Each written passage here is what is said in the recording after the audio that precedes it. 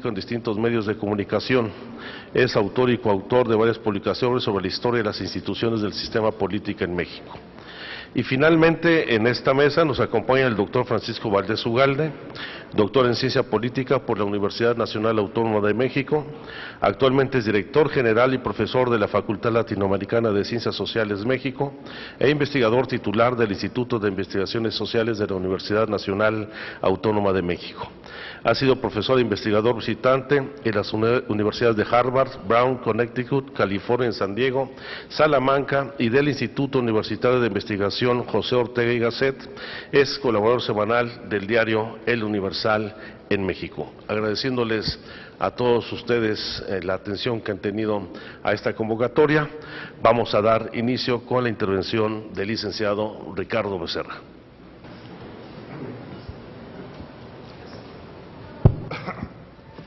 Bueno, pues muy buenos días todavía. Agradezco mucho al senador Alejandro Encinas, al senador Roberto Gil, por su invitación amable a mi persona. También agradezco a la diligente mesa de relatores, con la esperanza de que sean más iluminados que yo y no hagan caso de todo lo que digo, y sobre todo que no aspiren a reformarlo todo. Yo quisiera proponer una lectura previa a la propuesta que pueda contextualizar la pertinencia, o más bien que pueda demostrar la pertinencia de la idea de los gobiernos de coalición. Voy a tratar de explicar mi posición, que es más que mi opinión, es una decisión común que lleva más de 2 años en el Instituto de Estudios para la Transición Democrática y que ya produjo un pequeño volumen llamado Equidad Social y Parlamentarismo, que por cierto tuvimos el honor de ser presentados por el senador Encinas. Nuestro presidencialismo no es solo ni principalmente un estadio histórico, político o constitucional. Por sobre todas las cosas es un estado mental de los mexicanos, que nos hace propensos a estudiar, encuadrar, seguir obsesivamente al Poder Ejecutivo a costa de ignorar o desdeñar otros fenómenos, acaso más importantes y de mayores consecuencias para el sistema político. Por desgracia, nuestra ciencia política y quienes se dedican a ella, nos dedicamos, no han estado exentos de esta deformación decimonónica. Recuerdo los últimos y aún esperanzadores años 90, toda la atención y toda la imaginación política del gremio, de los medios, de los políticos y del país, se volcaba a la posibilidad del cambio en el poder presidencial, es decir, a la alternancia en el Ejecutivo Federal. Ya para entonces había ocurrido y estaba ocurriendo un montón de novedades que modificaban todos los días y de un modo duradero nuestra realidad estatal. La Cámara de Diputados acababa de romper la mayoría del partido del señor presidente y por primera vez una suma de partidos forjaba una alianza mayor por sobre la bancada del revolucionario institucional. En aquellos años sumaban ya 10 congresos locales que habían equilibrado la representación y cuya mayoría no respondía al gobernador en turno. Los municipios, entre ellos los más importantes del país, ya eran un archipiélago plural ocupado por las combinaciones más disímbolas. La Ciudad de México había sido ganada en elecciones legítimas por la izquierda y casi todas las metrópolis, de Jalisco a Monterrey y de Tijuana a Mérida, pasando por Veracruz o por Torreón, también habían mutado de partido gobernante y en la variedad y composición de sus cabildos. Pero lo que esperaba nuestra politología, nuestro pensamiento político, lo que de veras importaba, lo central era la alternancia, con mayúsculas, en el poder presidencial. No hay duda que se trataba del fenómeno esperado, más vistoso, espectacular y convincente a ojos de una opinión pública impaciente. Toda la oposición y sus ideólogos conspicuos en el año 2000 cargaron sus tintas e hicieron de la alternancia el objetivo supremo y casi único. De modo que el síntoma válido e irrecusable de nuestra democratización, lo que valía de veras la pena, decían, reside en el cambio de color en el Poder Ejecutivo. A la distancia, ya podemos decir que todo eso era parte de nuestro presidencialismo mental. Pero el triunfo y la práctica del presidente Fox no hicieron más que profundizar la exageración con trazos a ratos alucinados. Él se encargaría de resolver el conflicto chiapaneco. Él eliminaría la corrupción del gobierno nacional. Él modificaría el papel de México en el concierto mundial. Él pavimentaría el desarrollo de una sociedad 70 años empequeñecida por los gobiernos del mismo partido. El problema Donde radica la alucinación histórica es que justamente a partir del año 2000 esas aspiraciones fueron menos ciertas que nunca. Jamás desde los años 30 el poder presidencial fue más débil y acotado. Su antecesor, el presidente Zedillo, pudo contar con una mayoría en el Senado los últimos 3 años de su gobierno. El presidente Fox, en cambio, no tuvo esa suerte nunca. Es más, no tuvo ninguna de las 2 cámaras. Y por si fuera poco, Fox empezó sitiado por una veintena de gobernadores que no eran de su partido. La presidencia, el ejercicio del poder presidencial debía cambiar y debía hacerlo rápido, porque el ecosistema que le rodeaba se ramificaba y se complicaba. Formal y constitucionalmente era la misma cosa, pero realmente había menguado en su papel y en sus capacidades. Así, desde 1997, los presidentes mexicanos Zedillo, Fox, Calderón y ahora Peña Nieto deben sudar la gota gorda para aprobar cada presupuesto anual, para sacar adelante esta o aquella iniciativa puntual, para conseguir alguna de las ansiadas reformas que el país necesita o algo que se le parezca. A trompicones, conforme el pluralismo tomaba sus asientos, el Congreso dejó de ser el acompañante de primera instancia del gobierno federal y se convirtió en su primera y más importante complicación. De modo que la alternancia pudo haber sido el episodio más espectacular y más acariciado en las cabezas de políticos, partidos y estudiosos, pero a la larga no fue el más decisivo. Visto así, con por cierta perspectiva histórica, el hecho principal de nuestra transición fue la dispersión efectiva del poder del Estado y, por lo tanto, la creciente dificultad y sofisticación del oficio para poder gobernar. En gran parte, la salida del autoritarismo consistió precisamente en eso, acotar al presidente, reivindicando la centralidad constitucional del legislativo.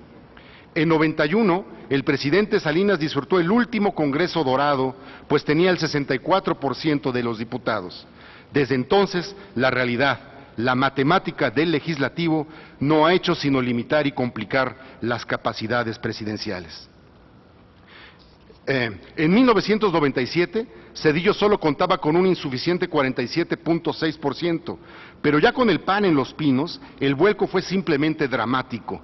El presidente Fox no tuvo en la Cámara de Diputados ni siquiera mayoría relativa, pues la bancada más grande, el 41%, pertenecía al PRI.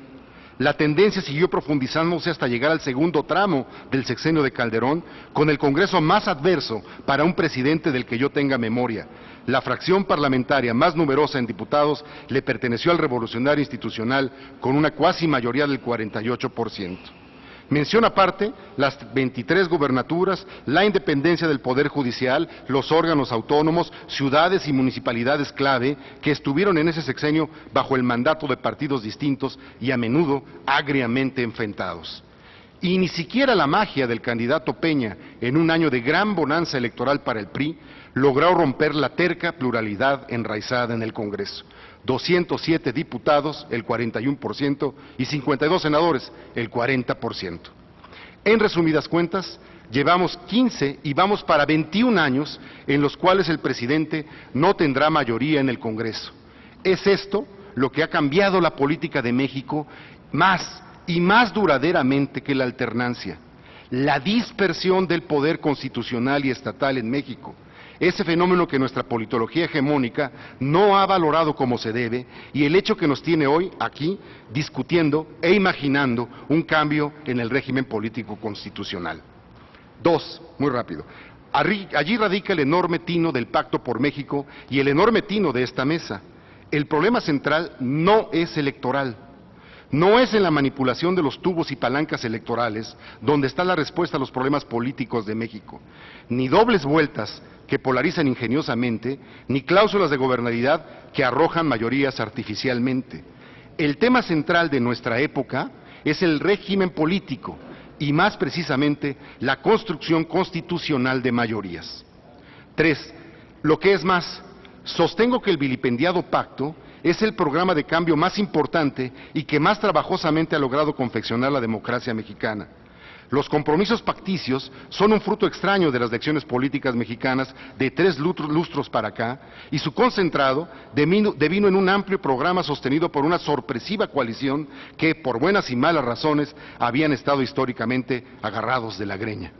Quiere decir, Todo hacía improbable al pacto: la prensa y sus códigos pendencieros, los personajes y los personeros extremos del rompecabezas político, lo mismo a la izquierda que a la derecha, la coalición de poderes de hechos afectados por el programa del pacto, la inercia y el facilismo intelectual, incapaz de despertar el poder de reconocer el poder de cambio que contiene ese compromiso, y por supuesto, el permanente carnaval electoral que en su recurrente ciclo pierde a los partidos en las pulsiones de sus más bajos instintos, el inmediatismo y el pleito de callejón.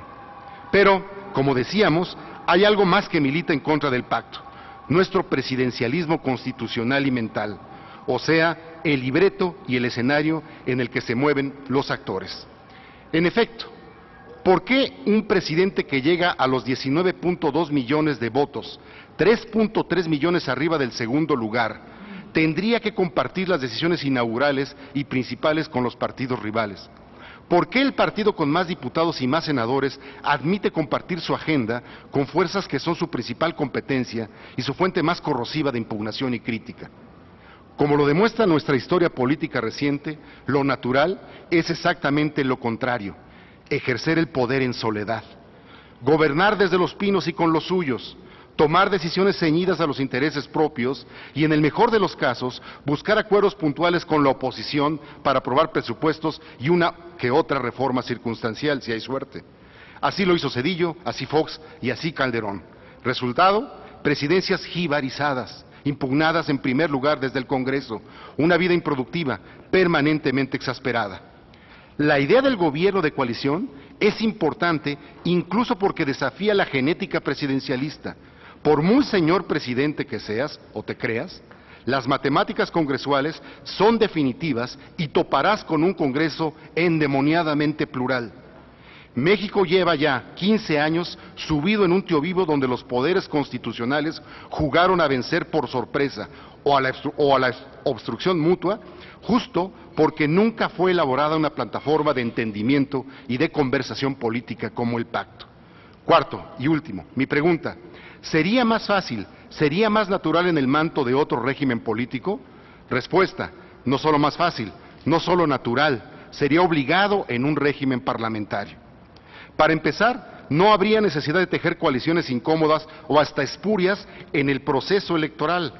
Cada partido acude a las urnas con sus propias fuerzas y ellos son reflejadas en ambas cámaras, mientras más exactamente mejor. El votante no elige a su presidente por un lado y sus legisladores por el otro. La boleta que constituye a los poderes representativos es una, y ese es el origen del poder de la formación del gobierno. El partido más votado lleva a mano. Si obtuvo mayoría, puede gobernar en solitario, pero si no lo obtiene, cosa que nos ha pasado en las últimas 3 elecciones presidenciales, entonces debe acudir en busca del partido o los partidos que juntos garanticen una coalición de gobierno. Como ven, aquí la entrada en negociaciones no solo es legal, tiene además el deber de ser pública e ineludible. Pero la negociación es más sólida que la del pacto. En primer lugar, porque no se trata de redactar un documento con 95 puntos para presentar ante la prensa, sino un verdadero programa de gobierno común con validez constitucional y que debe ser conocido por todos los poderes públicos. Y más, ese programa se expresa en carteras de gobierno, en posiciones dentro del Ejecutivo representativas de las fuerzas coaligadas. Ese dispositivo no lo tiene ni lo podía tener nuestro nativo experimento pactista, pero esa es la fórmula común en todas las democracias occidentales mediante la cual se solidifican los acuerdos. Finalmente, el programa de gobierno y el gabinete de compromiso son apoyados y sancionados en el Congreso, donde una mayoría legislativa con una agenda común compromete su agenda, sanciona y vota los términos del acuerdo gubernativo y de ese modo se sella y emerge el nuevo gobierno democrático. No es una fórmula infalible, sé que es muy difícil, pero no podrán negar nadie que se ajusta bastante bien a las necesidades y problemas de nuestra democracia realmente existente. Hace 3 lustros que la votación nacional se reparte a tercios, irregulares y fluctuantes, pero cuyo resultado neto es la falta de mayorías. Lo que quiero decir es que nuestro presidencialismo y la cultura que produce hace rato que está rebasada por la realidad material de la política y que en efecto el pacto resulta una criatura difícil, incluso difícil de imaginar en esa estructura legal y mental. El pacto sobrevive porque ya son 15 años de topar con pared, porque esa discordia es el caldo que engorda el abuso de los poderes fácticos y de toda la cauda ultra, y porque el presidente y los líderes de los partidos han sabido mantenerse en ese sorprendente trance. Ya lo sé, el parlamentarismo es todo un universo alternativo, casi cuántico, y las condiciones para dar ese salto hacia un tipo de régimen son pocas, hasta que el pacto llegó para subrayarlo, así sea por contraste. Termino ya sin circunloquios. En un mundo ideal, el salto al parlamentarismo sería obvio, natural, luego de la experiencia que vivimos y viviremos sin remedio en estos 21 años. No hay que olvidar que el gobierno de Peña también vivirá afortunadamente, con un Senado muy plural. No me hago ilusiones, será altamente improbable, pero la provocación tiene una virtud: echar en cara que los cimientos y estructuras del presidencialismo no funcionan en el océano pluralista creado por la realidad política mexicana. Lo que parece obligado es abrir paso coherente a la posibilidad de los gobiernos de coalición. Muchas gracias. Muchas gracias, licenciado Becerra. Tiene la palabra Eduardo Juchín. Muchas gracias, Eduardo. Gracias, Alejandro. Saludo a los senadores, Alejandro Encinas, Roberto Gil, a los ponentes con quienes me siento privilegiado en compartir esta mesa. Y comienzo diciendo que los senadores del PAN y el PRD han presentado una agenda mínima, que de mínima solo tiene el nombre, porque la reforma que proponen es de características mayúsculas, que contiene reformas o propuestas de reformas tan trascendentales que su implantación a mí me dibuja un nuevo rostro del Estado mexicano y que evidentemente acerca el sistema político al parlamentarismo y, por supuesto, lo aleja del poder unipersonal. Yo simpatizo con un sistema semiparlamentario o semipresidencial, o, para hacerle caso a Diego Valadez, que no quiere adjetivarlo, que propicie un poder compartido. Tengo varias razones para esta simpatía. Creo que un órgano colegiado como el Congreso puede tomar mejores decisiones que una sola persona. Claro, a condición de que los congresistas ejerzan sus funciones sin acatar a rajatabla la línea partidaria ni la presidencial en el caso de los legisladores cuyo partido esté en el poder. A mí me atrae como fundamento para esta simpatía, como una de las razones para esta simpatía, un ejemplo que está en desarrollo. La voluntad de una sola persona, el presidente de la República, ha provocado y está provocando situaciones que causan la muerte literalmente a miles de mexicanos a causa del irracional combate a sangre y fuego contra el narcotráfico, combate que ha probado su fracaso. En nombre de un prohibicionismo absurdo, se ejecuta una política por lo menos esquizoide, que pretende evitar el envío de marihuana a Estados Unidos, mientras ahí la regulación de esa droga avanza con celeridad y ya incluso se avisora una industria próspera de este producto, de esta droga. Y mientras nosotros provocamos esto, estamos en esta guerra, ahí del otro lado están enviando las armas para esta guerra y ya se prevé, ya se está tratando justamente hoy en el Congreso de Estados Unidos la casi militarización de la frontera. De cara a las propuestas de los senadores de oposición, ¿qué pasaría si los responsables y operadores directos de esa cruenta política tuvieran que primero someter su plan de seguridad nacional al Senado para su aprobación o no, y luego comparecer semestralmente ante el Congreso para rendir cuentas? Yo creo que en ese escenario el actual derramamiento de sangre podría frenarse para dar paso a un combate más inteligente contra la delincuencia organizada, centrada, por ejemplo, en el aspecto financiero, que es donde realmente les duele más a los narcotraficantes.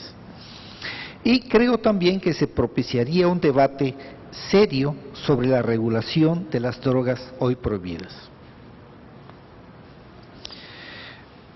El tema específico de esta mesa es la segunda vuelta y los gobiernos de coalición.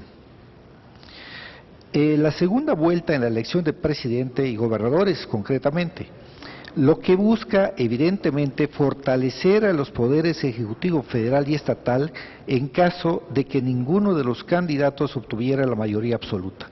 Este fortalecimiento se lograría mediante la reducción del número de contendientes a solo los que hubiesen obtenido la mayor votación, que serían los participantes en la segunda vuelta.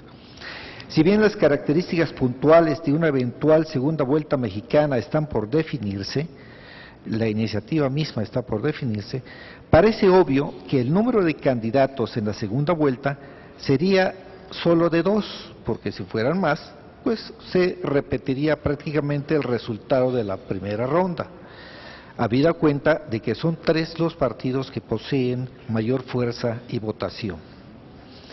La fortaleza derivada de la segunda vuelta otorgaría mayor legitimidad y permitiría mayores posibilidades de gobernabilidad, sobre todo en casos como la elección presidencial de 2006, en que la diferencia entre el primero y segundo lugares fue poco más de medio punto porcentual. Los detractores, los malquerientes de la segunda vuelta, suelen atribuirle una serie de desventajas fundadas, creo yo, entre ellas las siguientes. No es garantía de gobernabilidad porque para el Congreso no habría segunda vuelta, cierto, pero una sola vuelta tampoco es garantía de gobernabilidad.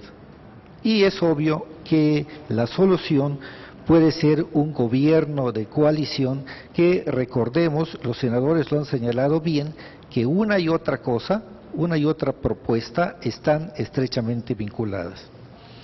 Otra desventaja, no garantiza mayor legitimidad debido a los altos índices de abstención en México.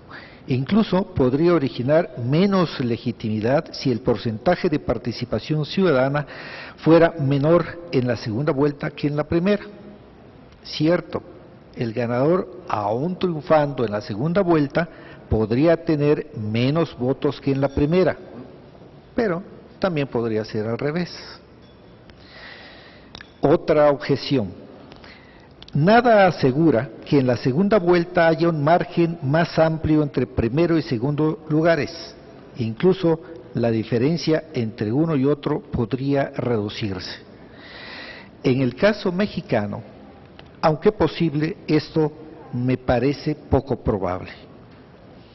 Una cuarta objeción es que las particularidades del sistema electoral mexicano hacen compleja la organización de la segunda vuelta en tiempos cortos, debido, por ejemplo, a la impresión de boletas en papel seguridad y la forma de designar a los funcionarios de casilla, lo cual es también cierto, pero estando prevista una segunda vuelta, desde la primera ronda pueden tomarse provisiones que faciliten una nueva elección. Otra objeción a la segunda vuelta es que los procesos electorales son excesivamente costosos en México y una segunda vuelta aumentaría significativamente tales costos. Esto es muy cierto dadas las características del IFE como devorador de presupuesto. Pero es claro también que el gasto mayoritario, el más alto, sería en la primera vuelta. Una ruta más compleja, pero explorable, es la del voto alternativo preferencial, que en cierto sentido significa una segunda vuelta que se realiza en la primera, lo cual, sobre todo en términos de costos, sería recomendable, pero en términos de complejidad, sin duda, sería muy difícil de instrumentar. No imposible, por cierto. Se trataría, como se sabe, de pedirle al electorado que en la misma boleta escoja una segunda opción, además de la primera. Esta segunda opción cobraría importancia en caso de que la diferencia entre primero y segundo lugares no fuera, por ejemplo, mayor a 5 puntos porcentuales. Las desventajas son reales. Decía yo desde el principio que son fundadas, las objeciones tienen fundamento, no son solamente cuestiones de simpatía o de preferencia. Y durante largo tiempo a mí me hicieron dudar de la conveniencia de una segunda vuelta en México. A la luz de las elecciones presidenciales de este siglo, esas dudas empiezan a desvanecerse para mí por estas razones. Ni siquiera el presidente porcentualmente más votado en este siglo alcanzó la mayoría absoluta. Vicente Fox logró el 42.5% de los votos, es decir, ni siquiera él tuvo mayoría absoluta. Una segunda vuelta en 2006 muy probablemente habría conferido fortaleza al ganador, quien quiera que hubiera sido, y sobre todo, también muy probablemente habría evitado una presidencia frágil, que para buscar inútilmente fortaleza y legitimidad, inició una guerra cruenta que todavía dura hoy. Propició gobiernos fallidos en varias zonas del país y generó inestabilidad social y crecimiento delincuencial, todo ello con una irracional guerra antinarcotráfico. En la actualidad tenemos un presidente que gobierna con 38% de los sufragios emitidos en 2012, lo cual equivale a decir que lo hace con el 62% de votos en contra. Y esto a pesar de un descomunal gasto de campaña que puede calcularse sin exageración, sin hipérbole, en miles de millones de pesos, que la ineficiente y sospechosa unidad de fiscalización del IFE no alcanzó a detectar, quizá ni siquiera en un 10%. Debido a estas razones, mi conclusión es sí a la segunda vuelta, aún consciente de que carece de atributos taumatúrgicos y aun cuando sí tiene desventajas fundadas, pero a mi juicio superables. En la materia electoral y también en otras no hay fórmula perfecta y creo que la segunda vuelta es un riesgo que vale la pena correr. Gracias. Muchas gracias, Eduardo. Tiene la palabra el maestro Adrián Layún. Buenas tardes. Muchas gracias a los senadores por la invitación. Realmente me da mucho gusto estar en esta mesa. Y escribí algo y nada más antes de eso quería decir que efectivamente como la lista de reformas, la agenda mínima es muy larga, es difícil poder aclarar que hay ciertas cosas en esa lista que funcionan bien y que uno puede decir, bueno, esto es una buena idea, si suceden las otras. Y que verlas aisladas es un poco un problema. Y con eso justifico lo que voy a decir, porque me voy a meter en temas que no son parte de esta mesa, pero que tienen consecuencias sobre lo que se discute en esta mesa. En la introducción al razonamiento de la agenda de reforma política que nos enviaron a quienes fuimos invitados a estas mesas, los senadores convocantes centran la atención en la creciente distancia entre representantes y representados. A esta primera preocupación se le suma una segunda en la relación entre el Poder Ejecutivo y el Poder Legislativo, como si una fuera independiente a la otra. Sin embargo, no lo son. Hoy hay una intranquilidad fundada por lo que podría parecer la reconstrucción de un sistema hiperpresidencial como el que tuvo nuestro país durante la segunda mitad del siglo XX. Esto no se debe solo a la relación actual entre el Poder Ejecutivo y la Cámara de Diputados, sino por el contenido de algunas de las reformas que han sido aprobadas dentro del Pacto por México. La reforma educativa, la reforma de telecomunicaciones, las aún pendientes reformas sobre deuda estatal y la financiera, la propuesta de crear un Instituto Nacional de Elecciones y otras formas de intervención directa en los estados.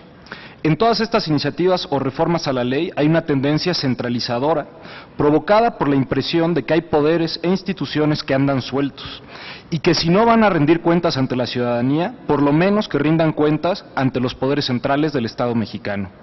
La tendencia centralizadora, sin embargo, no es exclusiva del Poder Ejecutivo. Sabemos que son políticos de todos los poderes, de todos los partidos, los que prefieren disputar una sola corona en el centro del país que ver al país dividido en distintos territorios con dinámicas locales y disputas políticas propias. Con las reformas legales y las constitucionales que vengan, el tamaño del premio a quien domine el poder en el centro del país va a seguir creciendo. Y por ello se proponen un conjunto de reformas al sistema político que pretenden obligar al Ejecutivo a negociar más con el Poder Legislativo. Sin embargo, el legislar sobre la negociación con la ratificación y sanción del gabinete, la aprobación de un programa de gobierno por las dos cámaras y el nombramiento de un jefe de gabinete no reduce en sí el poder del Ejecutivo ni fortalece en sí al Legislativo, ni detiene la tendencia centralizadora. Y claro, tampoco acerca la relación entre representantes y representados. Lo único que harían dichas reformas sería prever la posibilidad de una negociación que solo sucedería si y solo si se conjuntan tres eventos.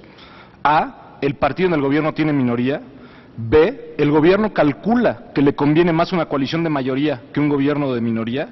Y C, el gobierno encuentra razones para formalizar una coalición legislativa que también podría existir de manera extralegislativa, como ahora demuestra el Pacto por México.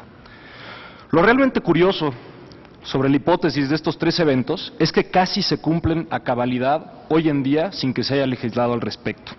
El partido en el gobierno tiene minoría y prefirió tener una coalición de mayoría con un programa en el Pacto por México que ser un gobierno de minoría que construye mayorías caso por caso. El gobierno no tiene una agenda unipartidista y al menos en la Cámara de Diputados ha contado con la disciplina de su coalición legislativa. A su vez, y en contraste, los dos gobiernos anteriores no sufrieron tampoco de parálisis legislativa, sino que optaron por ser un gobierno de minoría que pagó políticamente, iniciativa por iniciativa, a los partidos de oposición. En contraste, el escenario más preocupante y perfectamente posible es la construcción de una mayoría unipartidista que no requiera de ningún tipo de coalición en ninguna de las cámaras.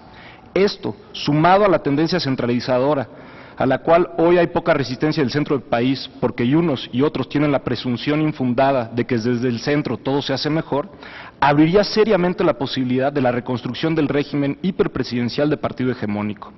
Leyes que regulen la ratificación y sanción del gabinete, el nombramiento de un jefe de gabinete y la aprobación de un programa de gobierno en las dos cámaras no frenarían esta posibilidad, incluso harían lo contrario, motivarían el fortalecimiento de la disciplina interna del partido en el gobierno.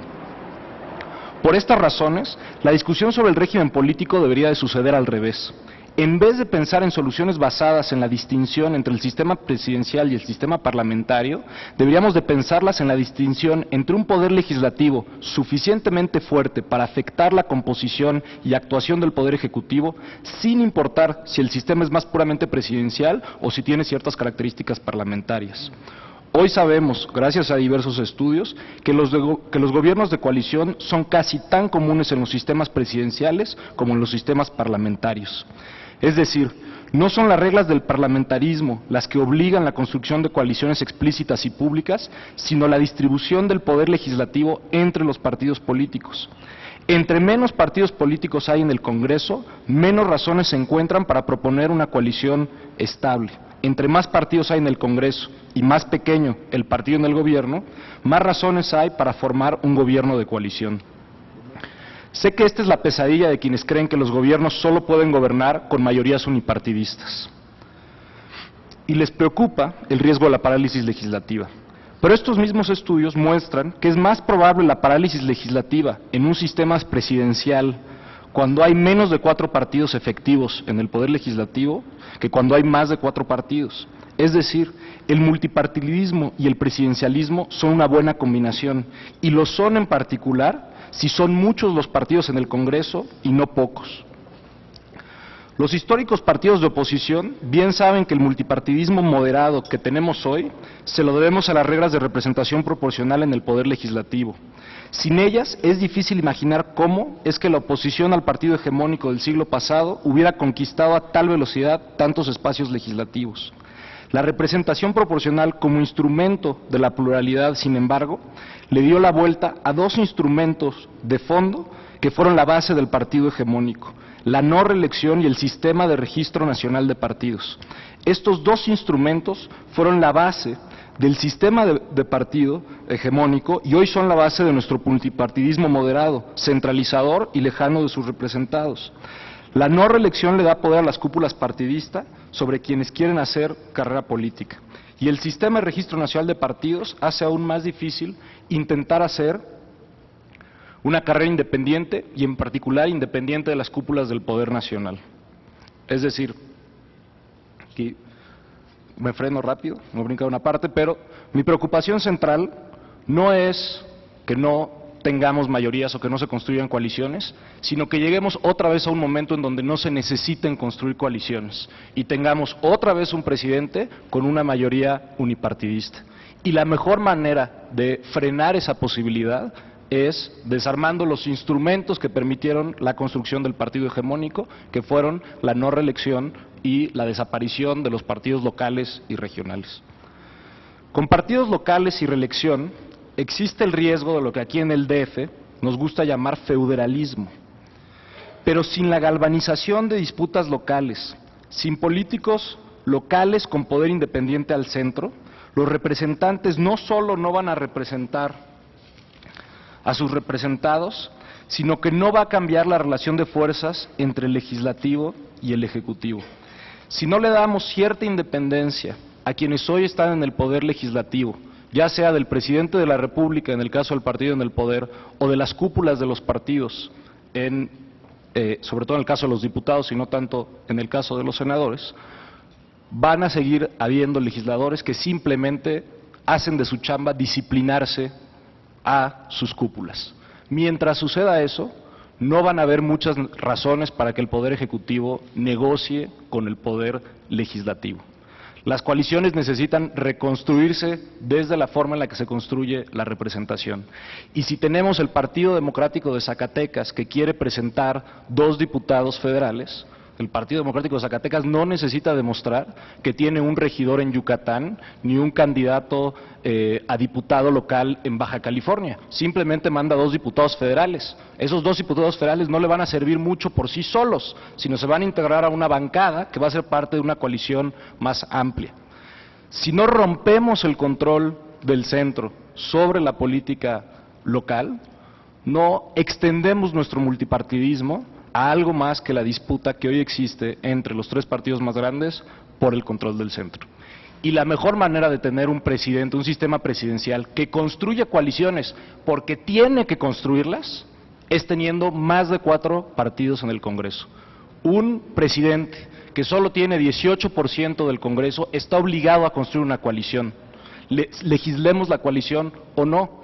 En cambio, un presidente que tiene 42% del Congreso hace cálculos para en cada ocasión tratar de conseguir el 8% que le falta, como hicieron los gobiernos anteriores, o hace un pacto extraparlamentario, como está haciendo el gobierno actual, para garantizar no tener que pagar los costos de cada reforma en cada negociación. Muchas gracias.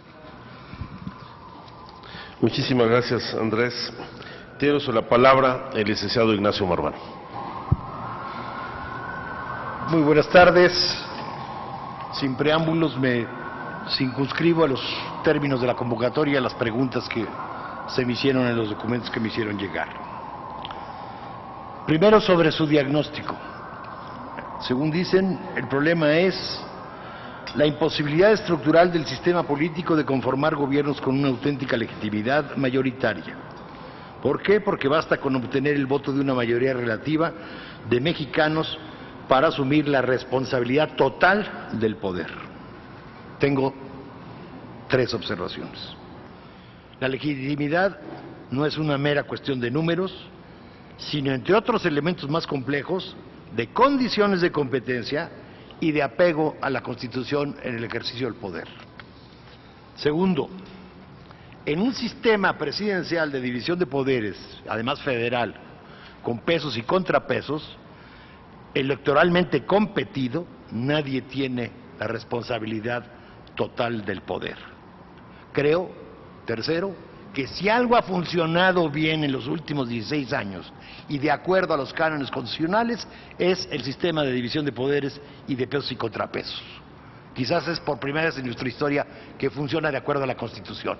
Creo que esos deben ser los términos de la discusión, porque así planteada no me queda claro cuál es el problema a resolver. Sobre las propuestas. Propuesta fundamental, la segunda vuelta en la elección presidencial y posibilidad de un gobierno de coalición. Veámosla por separado, porque como ustedes mismos reconocen, no necesariamente van juntas. Elección presidencial por segunda vuelta. La segunda vuelta efectivamente resuelve el problema de que el resultado de la elección no es insatisfactorio para la mayoría de los electores, o peor aún, el de que llegue a la presidencia el líder político menos preferido por la mayoría. Resuelve ese problema nada más, pero nada menos, y este es muy importante. Sin embargo, en un sistema de 2,5 o 3 partidos efectivos, que sistemáticamente captan el 90% del electorado y en donde los 3 principales tienen posibilidades reales de ganar la presidencia, sinceramente no creo que sea muy racional de su parte optar por un sistema de segunda vuelta. Menos aún si consideramos que las reglas electorales y el sistema de distribución del poder de decisión vigente asegura que ninguno de los 3 principales quede totalmente excluido. Pasemos a la cuestión del gobierno de coalición. Su propuesta para el gobierno de coalición, con toda honestidad debo señalar que sus propuestas para propiciar la formación de gobiernos de coalición las veo inoperantes y potencialmente muy conflictivas. Veamos. Sin decirlo, están tocando algunos elementos de un régimen presidencial y a veces hasta de uno parlamentario. Similitudes y diferencias entre los sistemas presidencial y semipresidencial. ¿Qué tienen en común? En común la elección por separado de ambas ramas de gobierno y el mandato fijo del presidente. Se distinguen por la división del Ejecutivo, de la cual ustedes no hablan, entre presidente y jefe de gobierno. El presidente no es el titular de la administración pública en un régimen semipresidencial, pero sí participa en el nombramiento del gobierno.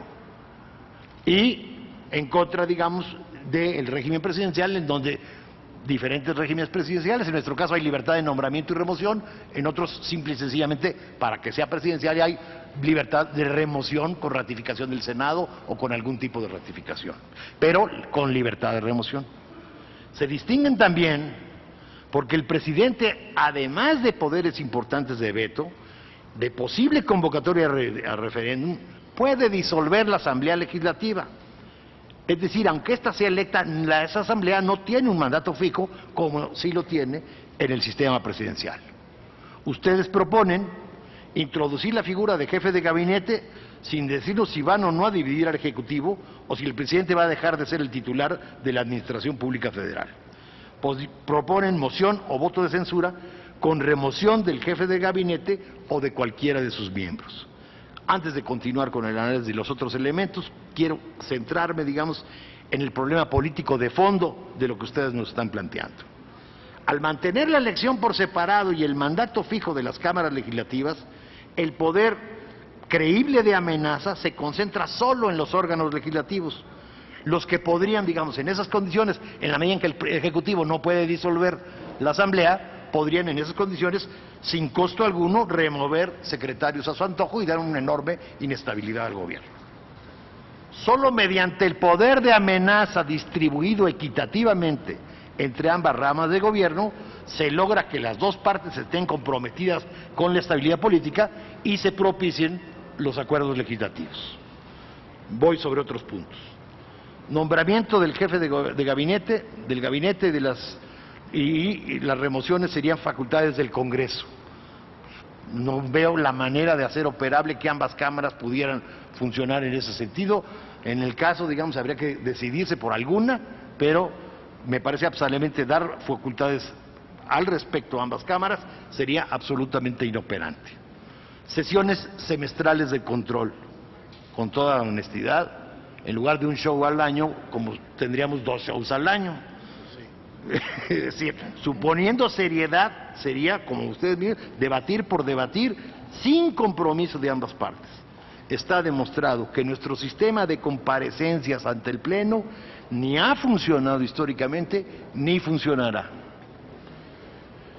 Participación del Congreso en la aprobación del Plan Nacional de Desarrollo. Independientemente de que no se especifican las consecuencias de una no aprobación, creo que como lo acabamos de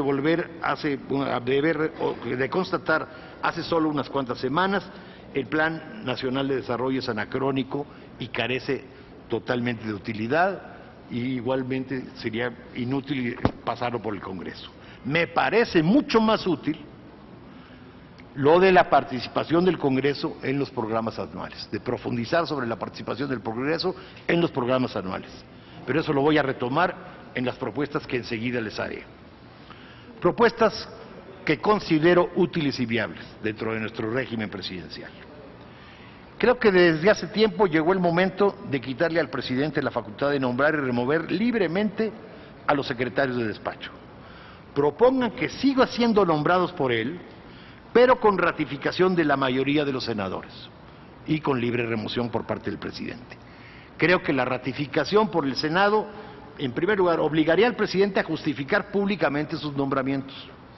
Significaría la posibilidad de un escrutinio público de la capacidad y trayectoria de cada uno de los colaboradores de primer nivel del Ejecutivo. Podría inducir la formación del gobierno de coalición que andan ustedes buscando, y obviamente requeriría de una reglamentación adecuada en el Senado, por parte del Senado, para evitar arreglos inconfesables.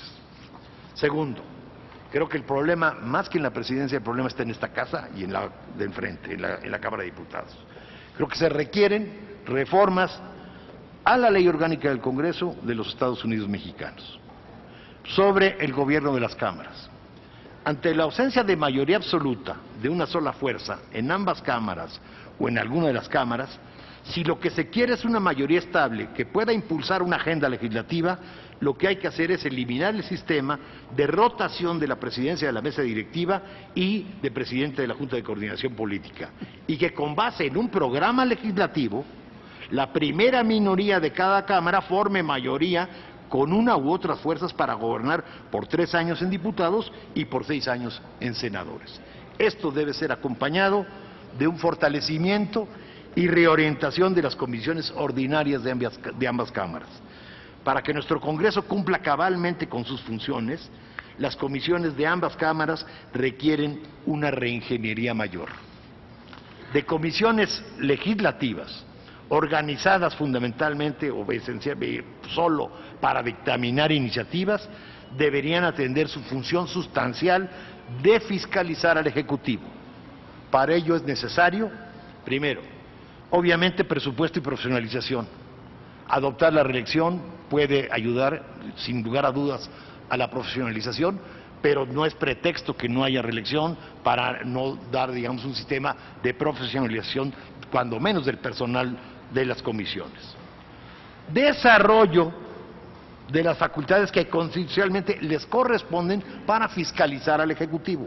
Me refiero particularmente a las que pueden derivarse de la fracción 30 del artículo 73, las llamadas facultades implícitas, que sirven para hacer efectivas todas las facultades constitucionales que tiene el Congreso. Con base en ello, y no necesariamente en el 93, se puede desarrollar un sistema adecuado de fiscalización, de citar a comisiones, de vigilancia del Ejecutivo de manera más estrecha.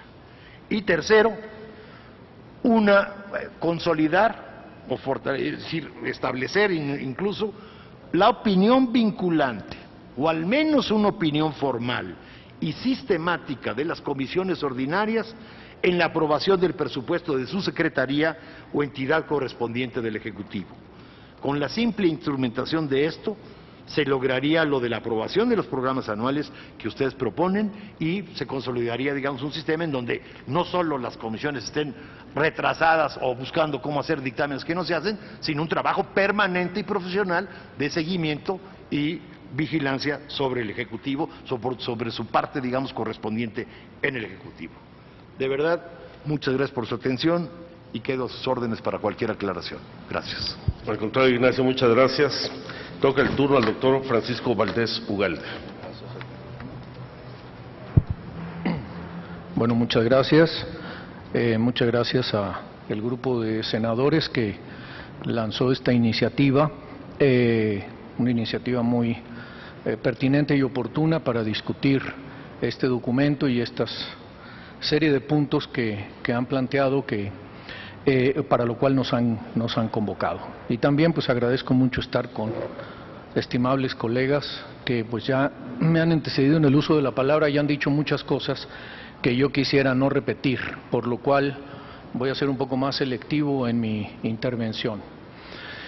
En primer lugar, creo que es necesario llamar la atención sobre una cuestión temporal, pero creo que es de fondo. Hace 2 décadas estamos haciendo foros, hace 2 décadas estamos haciendo consultas sobre reformas políticas y sobre reformas de régimen. Tuve el honor de encabezar las que se realizaron en el Instituto Nacional de Estudios Históricos de la Revolución Mexicana, los foros para la revisión integral de la Constitución. Ahí se generaron más de 3.500 consultas a sectores y personas y organizaciones. Se produjo un informe acerca de los distintos problemas de la debilidad constitucional del régimen político y lo que ha sido más característico en este largo periodo de tiempo, al que me refiero lleva un poco más de una década, pero si nos remontamos a las reformas de los años 90, pues estamos hablando ya de casi un cuarto de siglo en que estamos discutiendo reformas del régimen político, sin llegar a acuerdos de fondo. Me parece que este es un primer elemento preocupante y creo que el Senado de la República y el Congreso de la Unión en general debería hacerse cargo también de esta característica que ha tenido nuestro desarrollo político. Esto no significa que no se haya hecho nada, esto no significa que haya sido simplemente una cuestión de negligencia. Yo creo que en el fondo hay problemas serios de acuerdo en torno a cómo cambiar. Yo quisiera tocar la problemática que se nos convoca hoy a partir de un punto que me parece preocupante en el panorama contemporáneo de las democracias, particularmente de las democracias incipientes. La separación que se está produciendo entre lo social y la política. Creo que lo que ha pasado en Brasil en los últimos días es altamente relevante y preocupante, particularmente en un país que no solo ha logrado crecer, sino que además ha estado gobernado por lo que podríamos llamar las fuerzas alternativas a las formas tradicionales de gobernanza en ese país. Hay entonces un problema de fondo en esta relación que yo creo que en el caso de México se manifiesta en 3 elementos fundamentales. Primero, en un pluralismo que llegó para quedarse. Me parece que la pluralidad de la sociedad mexicana que se ha manifestado electoralmente a partir del año 97 como punto de partida es una pluralidad que se ha tendido a expandir. Esto no necesariamente significa que se haya transcurrido o se ha discurrido hacia una pulverización del sistema de partidos o de representación, pero sí significa que, como hoy lo vemos en todos los partidos políticos, también ha tendido a generar dentro de los propios partidos políticos muy diferentes puntos de vista, muy diferentes puntos de opinión. Por ejemplo, hay partidos que han propuesto al mismo tiempo el gobierno de coalición y la reafirmación del sistema presidencial en el mismo partido. Y esto es un elemento que preocupa porque entonces no solamente hay un problema de acuerdo y de pluralismo dentro de los órganos de gobierno, sino también en las propias corrientes políticas. El segundo concepto es el problema de la representatividad. La representatividad es un elemento central, ¿por qué? Porque es lo que puede garantizar en un régimen político la cercanía entre quienes ejercen el poder y la representación política y los electores más allá del acto electoral. El acto electoral es un acto tradicional en las democracias contemporáneas, es probablemente el elemento constitutivo más antiguo, pero en la democracia liberal tradicional el acto electoral hacía esta división entre el hombre y el ciudadano, que era ciudadano el día que votaba y después pues pasaba a ser simplemente un hombre, ya no era un ciudadano. Es decir, ya no intervenía más en las decisiones políticas del ejercicio del gobierno. Y finalmente, un tema que ha estado muy de moda y creo que todos somos conscientes de él, es el tema de la eficacia gubernativa, es decir, de la gobernabilidad efectiva. ¿Cómo hacer entonces para que los órganos del poder del Estado sean representativos de la soberanía, no únicamente en el acto electoral, sino en el ejercicio del gobierno, para que sean eficaces y para que respeten el pluralismo? Y siempre esta pregunta habrá que responderla en el contexto contemporáneo bajo el supuesto de que la voluntad de los mexicanos es hoy por hoy una voluntad pluralista que no parece en la sociedad dar marcha atrás. Esta es además una problemática mundial a la que los sistemas políticos en general están respondiendo bastante mal. Frente a situaciones de crisis, frente a situaciones de extremos, frente a situaciones de una transformación profundísima de las sociedades, los sistemas políticos parecen verdaderas piezas de museo. Y paso al sistema presidencial. El sistema presidencial y el sistema presidencialista mexicano, empiezo por el primero. El sistema presidencial es una fórmula sucedánea, aunque alternativa, de la monarquía parlamentaria, es decir, hubo una revolución americana en la cual había que erigir un gobierno y tenía que tener un poder ejecutivo y no había manera de inventar, o bueno, entre las opciones y el menú que se consultó, pues estuvo la de constituir a uno, al primus inter pares, George Washington en concreto, en rey electivo. Y de ahí, y en buena medida gracias al temperamento de George Washington, fue posible que esto se mantuviera efectivamente como un rey electivo, porque no faltaron las fuerzas que incluso llegaron a ser cercanas a conseguir una mayoría en que pedían que efectivamente este poder ejecutivo se convirtiera en el equivalente al de un monarca. Por lo tanto, el sistema presidencialista, además, en México, es una fórmula reñida de manera evidente con el presidencialismo, perdón, con el pluralismo, y esto nos lleva necesariamente a tratar de encontrar las formas de ablandar ese presidencialismo para poder hacerlo más representativo y al mismo tiempo más eficaz la relación con los órganos de gobierno. Ello requiere una visión integral en que cada pieza del rompecabezas pueda ordenarse armónicamente con los demás. En esta mesa estamos mirando solamente dos aspectos y, naturalmente, casi todas las opiniones que podemos vertir aquí, como ya lo han señalado algunos de los que me antecedieron en el uso de la palabra, solo es posible ver la calidad de esa pieza en relación con el funcionamiento del conjunto, porque si no vemos el funcionamiento del conjunto, difícilmente podemos llegar a a podernos pronunciar por la bondad de una fórmula como, por ejemplo, los gobiernos de coalición. Para acercarme directamente al punto y concluir, yo creo que el sistema mexicano reformó las reglas de acceso al poder, pero no ha reformado las reglas de su ejercicio. El municipio, las legislaturas de los estados, los tribunales superiores de justicia, el federalismo en su conjunto, ofrecen hoy un panorama más que lamentable desde el punto de vista de la rendición de cuentas, desde el punto de vista de la gobernabilidad efectiva. Creo yo que en ese contexto una pieza como la de los gobiernos de coalición y la jefatura de gabinete con ratificación congresional del gabinete puede ser una fórmula que efectivamente ayude a recoger el pluralismo y al mismo tiempo generar eficacia gubernativa. Me parece que esos son los dos elementos que es necesario hoy conciliar, más allá de pensar en un gran salto, independientemente de que podamos pensar en él, y es muy respetable la opinión, un gran salto en términos de régimen jurídico-político hacia una fórmula diferente.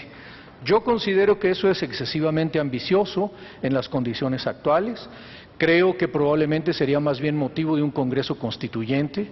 Estamos acercándonos rápidamente al año 2017, cuando se cumplen 100 años de la Constitución de 1917, y a medida que nos acerquemos van a resaltar cada vez más los problemas constitucionales que tiene nuestro régimen. Yo creo entonces que, independientemente de esa posibilidad, el poder avanzar hacia gobiernos de coalición con jefatura de gabinete debería además ir acompañado de la reelección consecutiva parlamentaria y municipal, con el objeto de poder reflejar en gobierno este sistema, esta estructura plural de la sociedad mexicana, y al mismo tiempo permitir un ordenamiento de la clase política que sea susceptible de rendir cuentas al electorado en el momento electoral y en otras instancias de control del ciudadano sobre el ejercicio del poder, de las que habría que hablar por separado. Lamentablemente no hay tiempo, y yo en ese sentido concluiría con esa propuesta, con esa reflexión. Bien, muchísimas gracias, doctor. Bueno, hemos escuchado 5 intervenciones muy interesantes, algunas con matices, otras con puntos de vista distintos respecto a la contradicción que se presenta entre gobierno, coalición y segunda vuelta. Creo que hay 2 puntos de coincidencia básicos. Uno es que hay que romper, lo decía Andrés Layuz, con la idea de que solo se puede gobernar con una mayoría unipartidista, y que actualmente, esta sería la segunda coincidencia, todo gobierno está obligado en la pluralidad y en un régimen competitivo a avanzar en la conformación de programas de gobierno compartidos. Y aquí, pues básicamente la concepción de gobierno de coalición, si se constituye después del proceso electoral sobre la base de un gran acuerdo y con una base constitucional que dé pauta a él, o la segunda vuelta como un acuerdo desde la elección que requeriría también de bases legales para que pudiera concretarse posteriormente en el ejercicio de gobierno. Marván introduce un nuevo concepto de la coalición legislativa, aunque en realidad las coaliciones se han venido formando no entre la primera minoría y la segunda, sino entre la segunda y la tercera. El mejor ejemplo es lo que está sucediendo en el Senado de la República, aunque la reforma tendrá que ir más a fondo, porque lo que tenemos hoy no son, por ejemplo, una Cámara de Diputados, sino tenemos una Cámara de grupos parlamentarios, que creo que ha desnaturalizado la función original del acuerdo que habíamos buscado en la recomposición de los órganos de gobierno en el Poder Legislativo.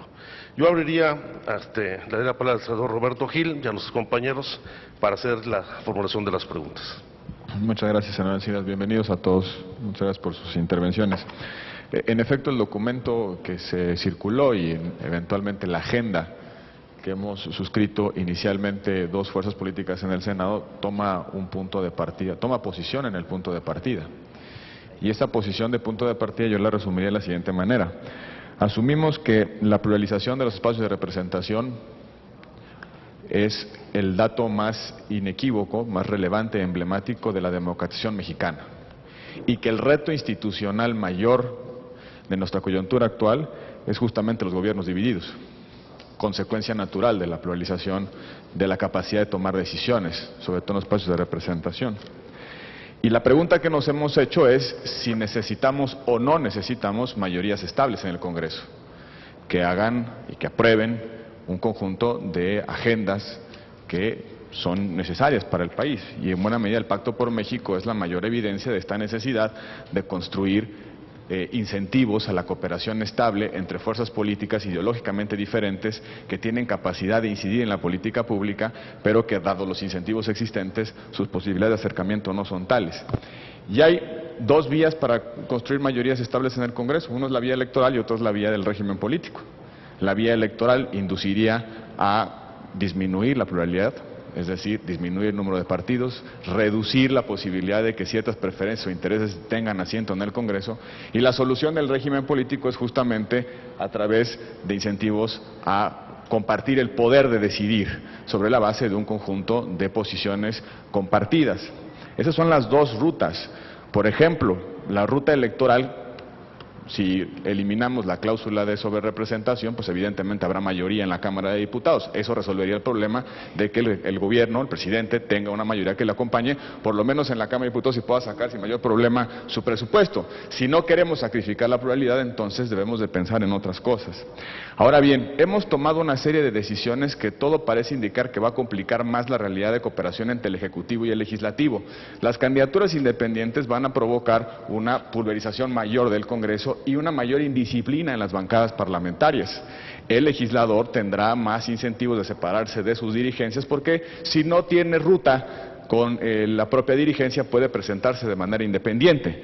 Lo mismo pasará si la reelección se inserta en nuestro sistema político, porque lo que hace la reelección es romper ese vínculo de subordinación de la dirigencia con la propia bancada. Entonces, parece pues que frente a nosotros tenemos todavía una serie de cuestiones que resolver y que van a incidir fundamentalmente en el funcionamiento de la relación entre Ejecutivo y Legislativo. Precisamente por eso nuestra toma de posición fue explorar el modelo de gobierno de coalición, que por cierto también es gobierno de gabinete, es decir, no tiene ningún sentido compartir el poder si al final de cuentas quienes toman asiento del gobierno no inciden en las decisiones de gobierno. Pero también planteamos equilibrar la relación entre Ejecutivo y Legislativo, reconociéndole la posibilidad al presidente de apelar de manera directa al referéndum constitucional, de apelar directamente al electorado para resolver una diferencia con el Legislativo. Es decir, cuando el Legislativo no coopera con el Ejecutivo puede ir directamente a apelar al electorado para resolver esa tensión, que es un poder mayor. En buena medida la fortaleza del sistema presidencial o semipresidencial francés tuvo que ver con la posibilidad directa de apelar al electorado. En suma, es una combinación de elementos que tienen como premisa básica qué hacemos con el gobierno dividido, que es hoy una realidad actual e inexcusable, pero también a la cual hemos reconocido valor desde el punto de vista político. Yo creo que nadie está planteando en nuestro país, o solo una minoría muy clara, creo que nadie está planteando que los avances en términos de pluralización de los espacios de representación se reduzcan. Creo que por eso nuestras soluciones están más bien planteadas en el terreno del régimen político. Y en el tema de la segunda vuelta, hay un argumento que no se ha utilizado. También tiene un efecto de distensión electoral la segunda vuelta. Ya lo vivimos en este país. Una diferencia muy pequeña entre el primero y el segundo lugar provocó una dificultad en términos de estabilidad política que duró prácticamente toda una administración. Si la segunda vuelta puede o no tener ese efecto terapéutico después de una elección sumamente competitiva, o bien que la segunda vuelta tenga la posibilidad de incidir o de incentivar, inducir a quienes piensan diferente a acercarse a posiciones para precisamente enfrentar la tarea de gobierno. Yo con eso dejaría una reflexión, obviamente tratando de motivar sus respuestas. Muchas gracias. La maestra Jaina Pereira. Gracias.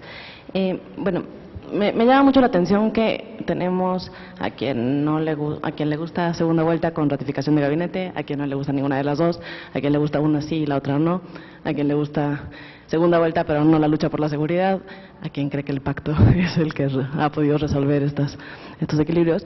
Y el viernes pasado tuvimos una mesa sobre controles democráticos a la función de seguridad y se planteó el tema de qué figuras del gabinete deben ratificarse y qué no. Entonces, a los que están a favor de ratificación de algunas figuras del gabinete me gustaría preguntarles si nos vamos al área de seguridad o si creen que Hacienda por la federalización de los recursos o qué figuras entrarían. Y segundo, en todas las mesas se ha hablado de reelección, espero que sea sintomático de que algún día vamos a tener reelección en este país. Si sí, ¿cómo plantearían ilimitada, limitada para algunos o limitada para otros? Y ya, esta sería mi pregunta. Gracias. Carlos Monroy, por favor. Hola, buenas tardes. Quiero agradecer a los ponentes. Me llama la atención que los que tocaron la segunda vuelta no hablan sobre las distintas modalidades que podría tener esta segunda vuelta, que varía según el umbral que se exige para pasar a una segunda vuelta. Por ejemplo, en el caso que yo creo que la mayoría están pensando que es de 50%, pues bueno, tiene ciertas consecuencias, como que multiplica el número de candidatos en la primera vuelta, o que sobrerepresenta a los partidos minoritarios al vender caro su apoyo a los dos candidatos que pasan a la segunda vuelta. En cuanto que, por ejemplo, un umbral que establece una mayoría relativa calificada, pues bueno, puede que si se baja el umbral a 40%, incentiva las coaliciones anteriormente, ¿no? Y un segundo punto que tampoco se ha hablado es las votaciones en el Congreso. ¿Cuándo? Si hay segunda vuelta, ¿en qué dirían? ¿Que fuera concurrente con la primera o con la segunda vuelta, ¿no? Porque eso causa ciertos efectos mayoritarios o más plurales. El maestro Arturo Sánchez, por favor. Muchas gracias. Yo empiezo por agradecer las ponencias de todos. No me aguanto un comentario con Ricardo. Justamente empiezas diciendo que no hay que cambiar todo y planteas un extremo de reforma que implicaría un gran conjunto de cambios. A ver, yo quisiera saber si estamos de acuerdo en algunas premisas, porque Ricardo lo puso de una manera muy radical. No estamos buscando bajo ninguna circunstancia construir mayorías artificiales. O sea, cláusula de gobernabilidad, tú la descartaste, pero no estaba sobre la mesa ni alguna forma de esas, en el sentido de que aun cuando pensemos alguna forma de mayorías y toma de decisiones, segundas vueltas y demás, tendría que estar suficientemente acotada, y creo que hay suficientes ejemplos en la mesa para que esta segunda vuelta permitiera controles de otro tipo. Entonces, si hubiera algún comentario al respecto, lo tomaría. Segundo, a mí me llama mucho más la atención el tema que menciona Andrés sobre la necesidad de integralizar todas las propuestas. Y creo que aquí es el punto que quizás sea más complicado, porque pareciera que cabe segunda vuelta y al mismo tiempo cabe un jefe de gabinete, pero si no se vincula con reelección, con candidaturas independientes, que es un tema que me preocupa mucho en este sentido, y yo diría, el mecanismo de fortalecimiento de los partidos, yéndonos a otras partes, pues sí, podrían ser artificiosas estas soluciones. Y lo que a mí me parece, y sería la pregunta para Andrés y también para el maestro Marván, es que independientemente de segunda vuelta e independientemente de estas formas, ustedes hicieron propuestas que podrían proceder fuera de este contexto. O sea, fortalecer al legislativo ante las experiencias que se tienen no parece ser dependiente de. Esto podría hacerse como una serie de propuestas ya para echar para adelante, agregando a la lista que se ha planteado en este Congreso, y en ese sentido pues sí resulta muy interesante cómo la propuesta del maestro Marván de modificar la ley que regula el Congreso pues resulta independiente de cualquier otra reforma. O sea, podría ser conveniente independiente de otra reforma.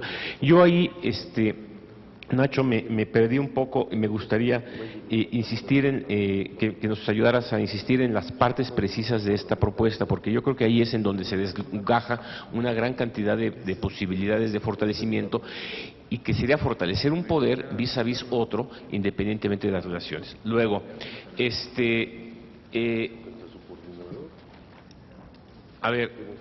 mi último punto sería con Paco Valdés.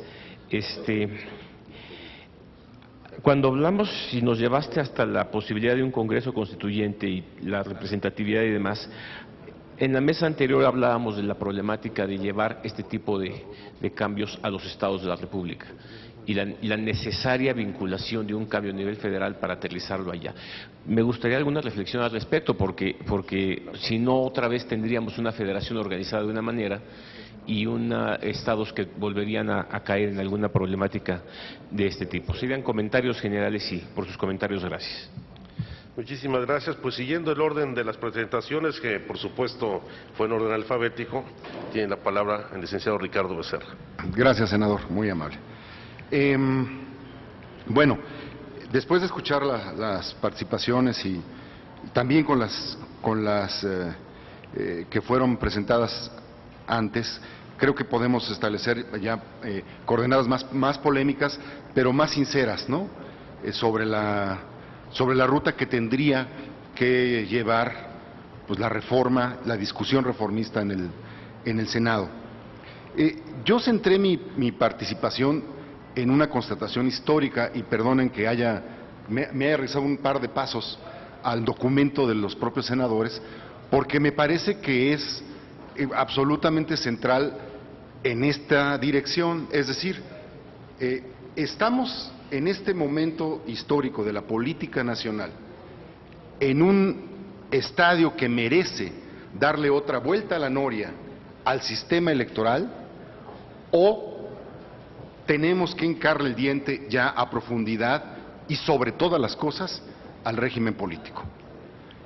En mi opinión, la experiencia de los últimos 15 años nos está echando en cara, nos está arrojando a la nariz, ¿no?, la prioridad absoluta hacia el régimen político. Me gusta mucho el planteamiento de Andrés, porque además me recuerda a Ramos Arizpe y todo, pero yo creo que el problema, como estamos en la realidad política del país, no creo que el tema central sea, por el momento, la falta de pluralidad. Creo que hay que abrir la puerta a los partidos políticos, y que sí sería esa una asignatura importante. Pero la verdad es que el problema político central de México, incluso hasta el año 2018, es la gobernación, como lo puso de manifiesto pues el sexenio pasado, con todo en la guerra contra el narco, y como creo que lo está poniendo de otra manera la ocurrencia del pacto político.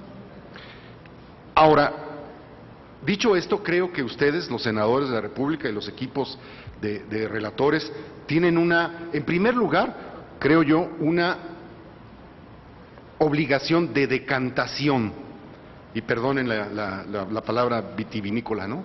Es decir, sí tienen que decidir para dónde jalan, porque, como bien dijo Nacho y también Andrés, no todas las piezas o no todos los elementos que aparecen como democratizadores son combinables entre sí o son amigables entre sí.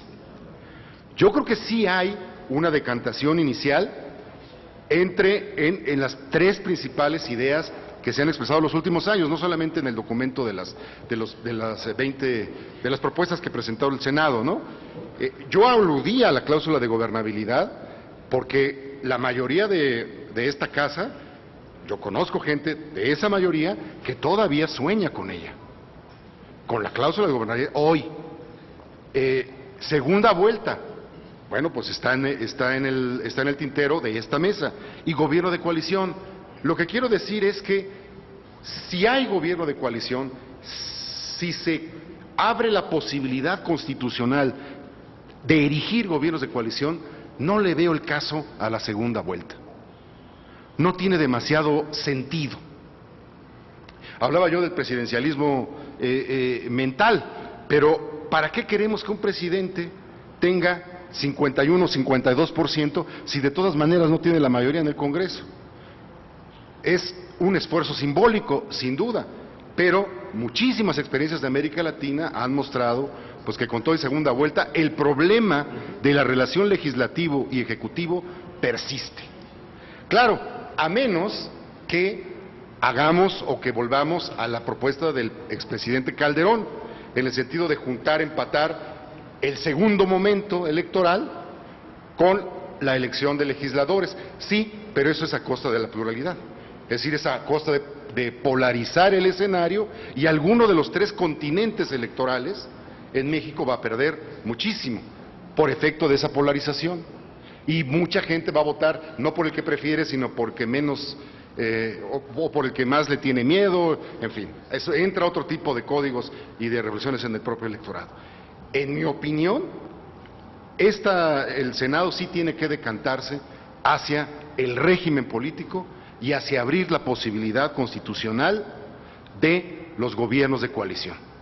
Ahora, hay una segunda decantación, como pedía el senador Roberto Gil, y es la decantación a si el gobierno de coalición es potestativo o si es una cláusula, un mecanismo, un dispositivo obligatorio, ¿no? Y aquí es, creo, una de las grandes definiciones de estos trabajos, ¿no?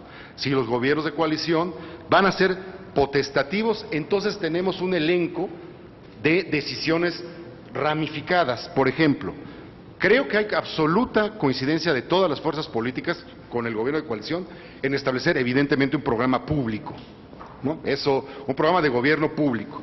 Hay, por supuesto, la coincidencia de que ese programa tiene que tener una expresión como mayoría legislativa en una agenda legislativa común que explicó también ya muy bien Nacho Marván, ¿no?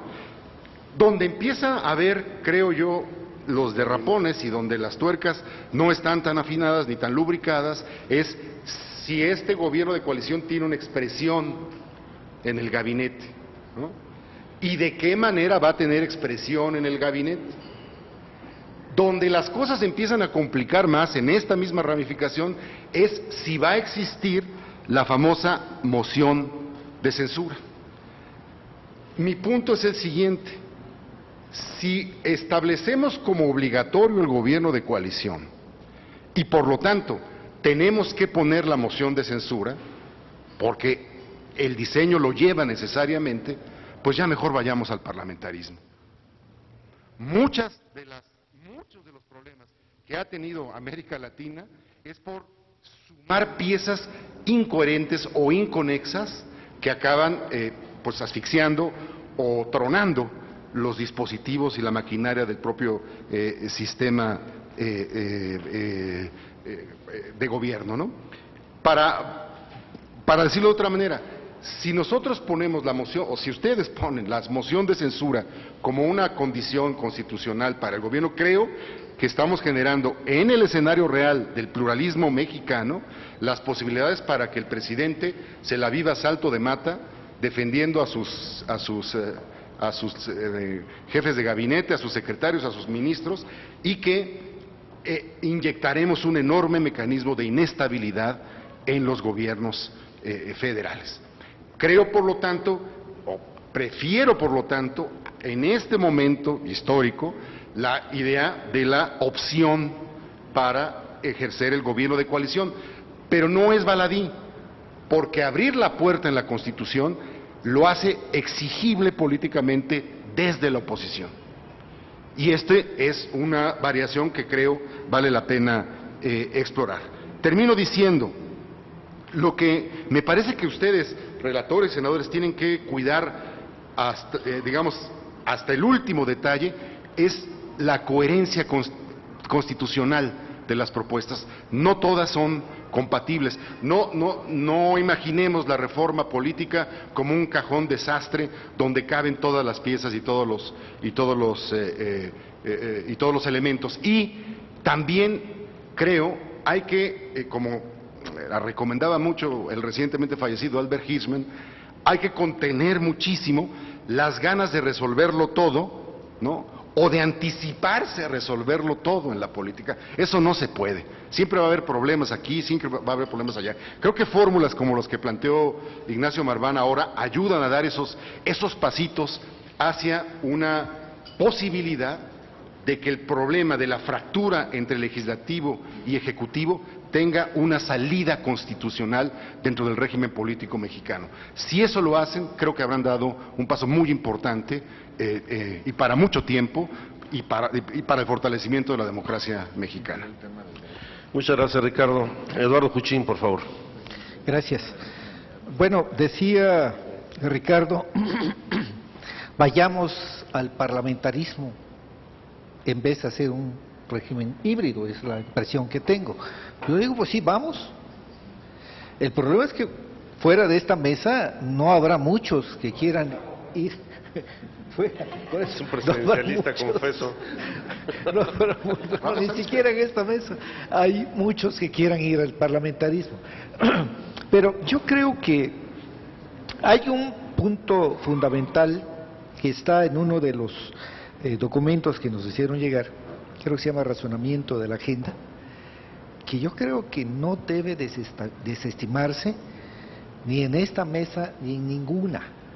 Es el desencanto de la población con los resultados de nuestra democracia.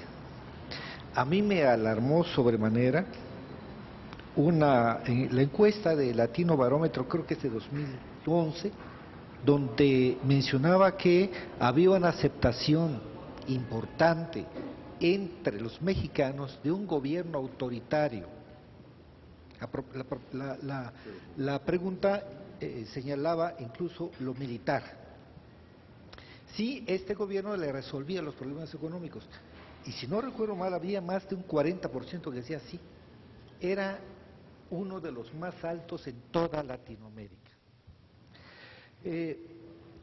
Por eso creo que lo que no puede ser es que las cosas continúen como están, que el arreglo institucional siga como está.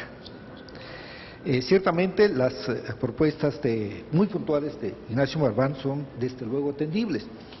Yo me imagino que serán reflejadas en la iniciativa, porque también escuché algunas reflexiones como si ya estuviera la iniciativa y no está, es demasiado general el enunciado que da para muchas vertientes. Entonces por eso no me preocupa mucho en el detalle, porque todavía no se ha llegado a ese detalle a propósito de las preguntas puntuales sobre la segunda vuelta. Decía también Ignacio, comparecencias semestrales, si ya con una no sirve para nada, claro, no sirve para nada en la forma en que se desarrolla. Yo diría, ¿por qué semestrales? ¿Por qué no trimestrales? Mensuales. El ciudadano, para mí, no tiene posibilidad de realmente ser interlocutor, ni siquiera a través de sus representantes, porque sus representantes en el Congreso no lo son. El hecho de que pueda haber una interacción entre el Congreso y el presidente directamente cara a cara, me parece que tendría mucha utilidad. Y yo hablo, ¿por qué no trimestrales temáticas? Claro, no ante las dos cámaras, porque entonces, o quizá ante las dos cámaras, pero conjuntas. Pero yo creo que eso sí tendría una gran utilidad. Por lo pronto ya le permitiría al ciudadano incidir de alguna manera, porque hay cosas que representan o que han representado clamores populares que no han llegado a una definición entre los representantes supuestos de los ciudadanos. Hay miles de ciudadanos mexicanos, ciudadanas mexicanas que están pidiendo clamorosamente atención al problema de los desaparecidos. Yo no veo una acción sólida de grupos parlamentarios que estén pugnando por eso. Yo digo, ni siquiera a los del norte. Entonces, en ese sentido, yo veo utilidad a esta interacción entre ejecutivo y legislativo. Francisco Valdés Ugalde recordaba aquellos foros organizados por el Instituto Nacional de Estudios Históricos. Yo tengo una visión diferente sobre aquellos foros. Ciertamente fue de tal riqueza lo que ahí se dijo, lo que ahí se planteó, lo que ahí se propuso, que debió dar para mucho. No dio para mucho, pero yo recuerdo que hubo algunas cosas que son ya realidad actualmente. Tengo muy presente una, porque fue una propuesta mía. Claro, no se hizo porque yo lo haya propuesto, naturalmente, pero que sí se planteó en uno de esos foros, que tenía que ver con la Contraloría de los órganos autónomos que tuvieran un origen externo, que fueran nombrados por la Cámara. Ya está en el IFE, con todos los problemas que se quieran. Hay una confrontación entre el Contralor y el Consejo General, pero yo digo, pues así debe ser. Un Contralor que no entra en conflicto o en discusión con sus revisados, yo creo que no hace bien su trabajo. Es lo natural en naturaleza, pero solamente para alimentar el optimismo, recordando a Monsi respecto a Valdés Ugalde.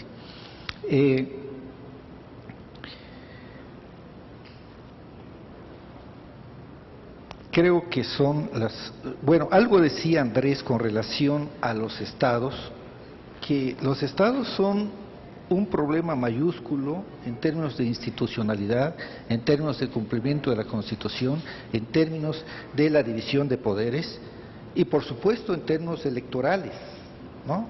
Ya en otra mesa se habló del Instituto Nacional de Elecciones, que allí yo tengo sentimientos encontrados, me salgo solamente en este aspecto del tema. Por una parte, sí, vocación federalista, ¿cómo van a organizar las elecciones de un órgano federal? Pero ante el pozo negro en que se han convertido las elecciones estatales, yo no veo otra. Porque si tenemos como referencia la reforma de 96, pues ya nos pasamos un buen número de años y las cosas siguen iguales o casi iguales en los estados. Ahí creo yo que habría que, no sé, pero creo que debería ser una ocupación de los congresos, del Congreso de la Unión. Gracias. Gracias, Eduardo. Tiene la palabra Andrés Layú. Bueno, creo que las preocupaciones que puse sobre la mesa claramente sí las transmití bien, pero igual y no logré transmitir el conjunto completo. Y creo que lo que vemos es que ya hay una división más en el espectro político, una forma de describir el espectro político es lo que decía Becerra. Todavía hay quienes quieren cláusula de gobernabilidad, hay quienes creen, como los que ahorita hablaron, diciendo ya tenemos pluralidad y ya se quedó, y hay quienes creemos que necesitamos más pluralidad. O sea, son tres posiciones diferenciadas. La pluralidad actual no es suficiente, y no solo en términos de representación, sino porque el tamaño de la pluralidad determina la gobernación, o la gobernanza, o la gobernabilidad, cualquiera de esas palabras que les guste. Es decir, la naturaleza de las coaliciones posibles depende del número total de partidos en el Congreso. Es distinto si le decimos pluralidad a un sistema bipartidista, que se lo decimos a uno tripartidista, que se lo decimos a uno de 24 partidos. Se comporta de manera distinta. Y por eso, considerando que tenemos un sistema presidencial, hoy los sistemas presidenciales que funcionan de manera más parecida al parlamentarismo, en términos de coaliciones y de rendición de cuentas, una relación más fuerte con el Ejecutivo, son los sistemas donde hay muchísima pluralidad. No donde hay 3 o 4 partidos, sino donde hay 17 partidos. ¿No? Ese es el caso de casi toda América Latina, en contraste con Estados Unidos. Entonces siempre es, bueno, es que en Estados Unidos son 2 partidos y ni necesitan, sería muy raro que hicieran coalición. Bueno, sí, pero en Estados Unidos son partidos particularmente indisciplinados. Y puedes construir mayorías caso por la indisciplina. Si ponemos leyes de coalición y leyes de ratificación, vamos a provocar más disciplina, no menos disciplina. No nos vamos a mover hacia lo que se entiende son los objetivos cuando uno dice que quiere un sistema parlamentario. ¿Quieres un sistema parlamentario? Bueno, no podemos tener un sistema parlamentario. ¿Cómo le hacemos para estar muy cerca de un sistema parlamentario? Hacer que el presidente necesite hacer una coalición o simplemente no gobierna. ¿Cómo lo hacemos? Teniendo que el presidente, insisto, tenga su partido no más de 20% del Congreso. Y eso es ampliar el multipartidismo. Y en ese sentido, la segunda vuelta, a mí no me parece interesante en términos de legitimidad y esas cosas, porque no sé, en México hicimos un experimento en San Luis Potosí en los 90s con segunda vuelta y pasó lo que decía el maestro Uchim. En la segunda vuelta empezó a votar menos gente que en la primera. Entonces, ¿cuál es más legítima? ¿La primera o la segunda vuelta? Y hacerlo diferido sería el peor error que podríamos hacer, porque justamente el objetivo es pulverizar el Congreso.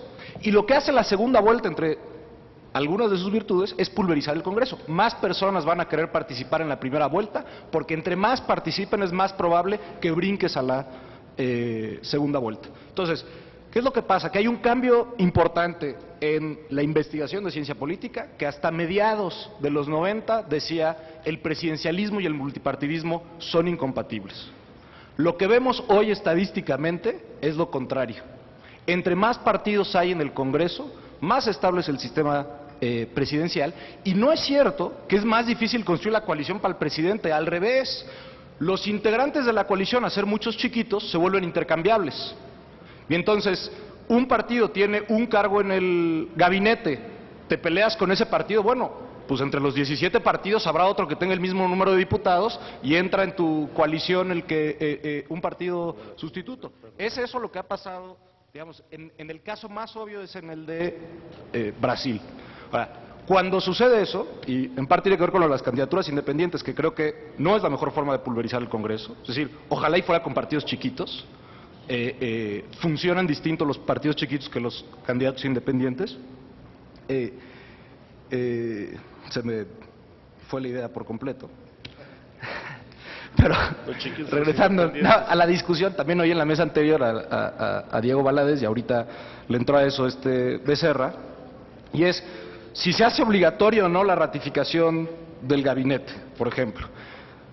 Yo creo que sería un error hacerlo obligatorio, y más cuando tenemos un sistema político con 3 partidos efectivos o 2,5 partidos efectivos en el Congreso. ¿Quieren ver parálisis legislativa? Ahí sí vamos a ver parálisis legislativa. Vamos a ver una oposición que en el momento que pueda va a construir mayoría y va a frenar la ratificación de integrantes del gabinete. ¿Qué va a hacer el presidente? Va a decir, bueno, dejo encargados de despacho y va a terminar nombrando a quien quiere, porque no puede caer el gobierno como sí caería en un sistema parlamentario. Entonces, lo mejor es, insisto, provocar tal dispersión del poder que esa dispersión haga la coalición la única salida para gobernar.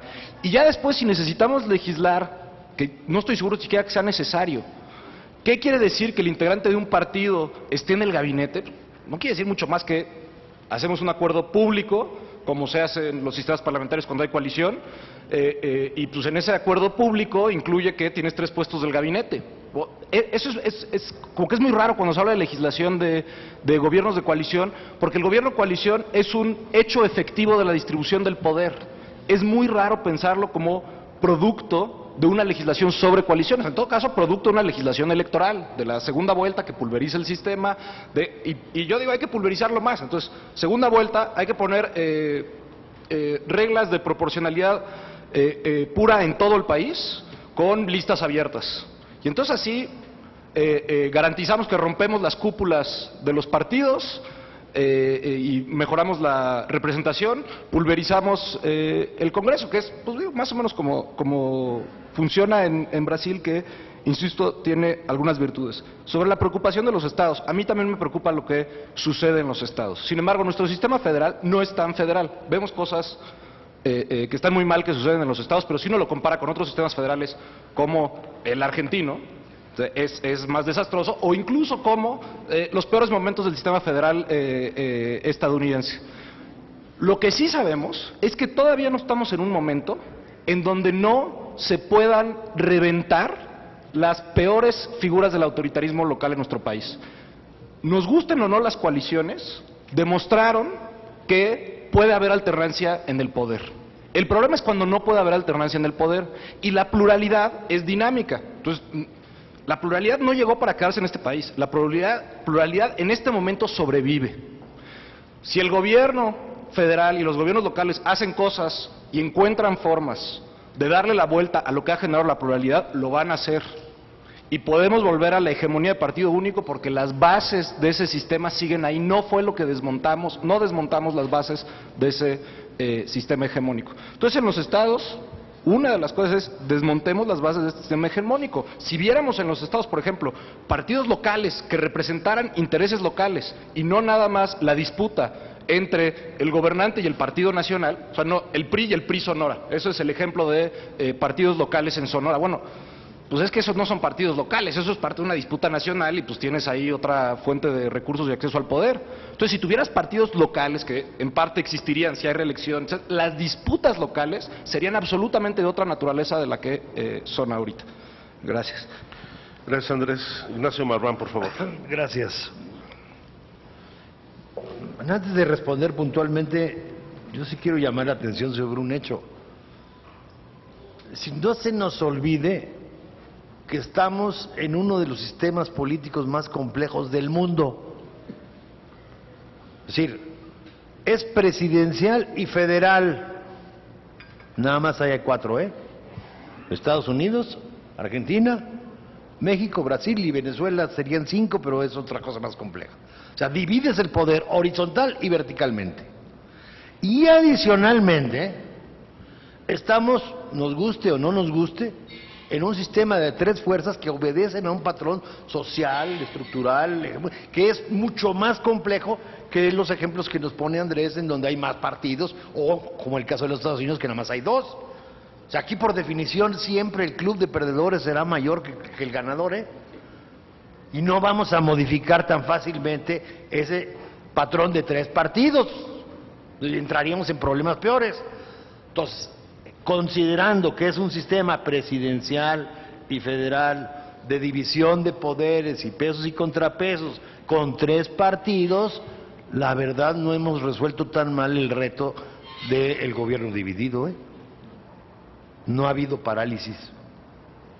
No ha habido parálisis, señores. 71 decretos de reforma constitucional de 1997 a la fecha. ¿Dónde está la parálisis? ¿Que hay reformas que no salen? Pues por fortuna no salen. Ahí digo, como decía Arthur Schlesinger, decía, cuando el presidente tiene un remedio convincente, no requieres una reforma. Si el presidente no tiene un remedio convincente, precisamente lo que no quieres es una reforma. El sistema presidencial está hecho para que si no hay acuerdo permanezca el status quo. Y está funcionando perfectamente bien en sus términos en ese sentido. Les preocupan los independientes y les preocupan, con toda razón, también la reelección. Lo que yo he revisado a nivel internacional, digamos, los independientes no marcan la diferencia. Es un derecho, digamos, es importante que estén ahí, pueden ser efectivamente un acicate muy sano para los partidos y tienen importancia conforme va uno bajando a nivel de circunscripción. O sea, pueden ser fundamentales a nivel municipal, a nivel estatal pueden tener menos fuerza porque finalmente, y a nivel ya nacional, es excepcional, pues vayamos a ver qué condiciones les ponen, etcétera, etcétera, pero, digo, no nos espantemos, la maquinaria de los partidos es la maquinaria de los partidos. Y tienen muchísimo más ventaja, conocimiento, la gente, reconocimiento de nombre, etcétera, etcétera. Entonces los independientes es un buen acicate, pero tampoco nos van a marcar la diferencia. Y en la reelección considero también lo mismo. Es decir, es importante, como lo señalé en mi participación, creo que para la profesionalización podría ser muy buena, pero todos los demás elementos que le achacamos a la posible reelección, mientras los partidos sigan controlando la nominación, el financiamiento y el acceso a los medios, pues podemos tener o no reelección, que vamos a vivir exactamente en el mismo mundo, Por ahí no hay problema. La ratificación, yo ahorita, digamos, de alguna manera Andrés sí me metió dudas.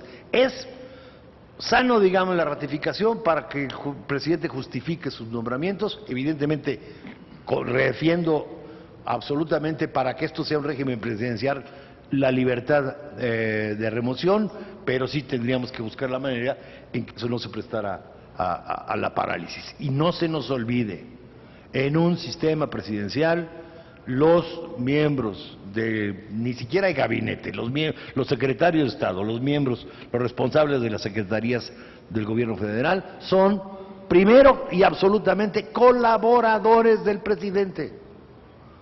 De por sí está dividido el poder, además a nivel federal, etcétera, etcétera. Entonces, si no va a tener garantizada la lealtad de sus colaboradores, no entiendo cómo va a funcionar.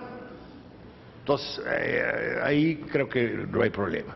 Lo de las modalidades de la segunda vuelta, evidentemente, si no le mete unos matices, provoca excesivos partidos, etcétera, etcétera. Creo que hay un sistema de umbrales en donde, insisto, la virtud es únicamente, es decir, ni va a dar más estabilidad, ni resuelve posible polarización, inclusive la puede agravar en un momento determinado. Lo que sí nos garantiza es que no va a llegar el menos preferido de la mayoría. Creo que ya es una ventaja importante. Eso sí nos lo garantiza. Entrando ya a los puntos concretos, es decir, ¿cómo se hizo el sistema actual, digamos, de rotación de la mesa directiva y de la Junta de Coordinación Política? En agosto de 97, en los últimos días de agosto de 97, no se nos olvide que con su gran imaginación, Emilio Chofet quiso dar un golpe y dijo: yo estoy la primera minoría, yo armo gobierno. Se coaligaron, digamos, PAN y PRD, junto con el Verde, le formaron el grupo opositor y formaron efectivamente mayoría, y el pacto, digamos, fue llevar eso a la ley en el 98, en donde se hace el sistema de rotaciones. Creo que eso fue muy sano, digamos, en ese momento para resolver una crisis política, para prever algo que no estaba establecido.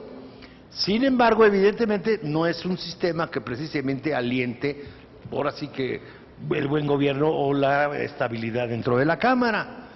¿Por qué digo que sea la primera minoría, o la mayoría relativa en cada una de las cámaras, la que escoja con quién formar gobierno? Pues para que no suceda lo que pasó en el 97, sino que efectivamente la primera minoría no puede formar totalmente mayoría absoluta, pero puede invitar a alguna de las fuerzas a formar una mayoría, que evidentemente con base en qué lo va a hacer, con base en un programa legislativo. Si es en el Senado, ese programa, digamos, salvo que haya un cambio muy importante en la intermedia, ese programa legislativo podrá durar 6 años. Eso no quiere decir que vaya a salir, eso quiere decir que van a poder empujar esa agenda, cosa que ahora es mucho más complicado y está más azaroso, y en Cámara de Diputados sería por 3 años. Bueno, esta es una posibilidad, creo que daría, digamos, buenas condiciones legislativas, pero sobre todo, el punto que me parece clave es la reorganización, la reorientación de las comisiones. Si tenemos comisiones organizadas fundamentalmente para dictaminar iniciativas, señores, revisen cualquier otro congreso del mundo, es decir, no hacen tantas leyes y ojalá hicieran menos. Inclusive la función dentro de un sistema presidencial del Congreso es precisamente la vigilancia del Ejecutivo. Por eso las comisiones ordinarias tienen su contraparte en el Ejecutivo. Hay elementos, digamos, dentro de la propia Constitución que permitirían fortalecer, no necesariamente pensando en el 93, en el artículo 93, fortalecer las facultades de investigación y de fiscalización de las comisiones, precisamente para que estén vigilando qué sucede, aprobando o no aprobando, o participando en la aprobación del programa operativo de cada secretaría, qué hace cada secretaría, y en lugar de tener ahí una acumulación de iniciativas que simple y sencillamente se van rezagando.